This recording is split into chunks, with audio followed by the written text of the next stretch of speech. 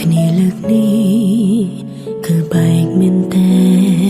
នបងទៅមែនតែនមិនវិលមកវិញចូលទឹកភ្នែកអូនដែលហូរបែកគ្នាលើកនេះលែងអាចបន្តតែអូននៅនឹករឿងអតីត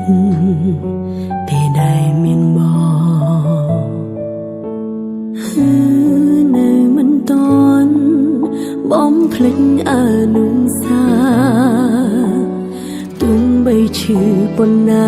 អារម្មណ៍ប្រាប់ថានៅនឹកស្ងួនបងមានហេតុផលច្រើនណាស់សម្រាប់ចា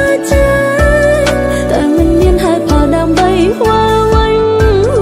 រកមនុស្សម្នាក់ដែលមិនអាចបំភ្លេចថ្លៃ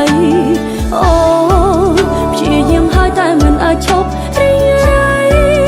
ទឹកភ្នែកហូរព្រោះភាពឈឺចាប់ស្ទើររៀងរាល់ថ្ងៃរងចាំបងទាំងដឹងមិនអាចដូចដែរ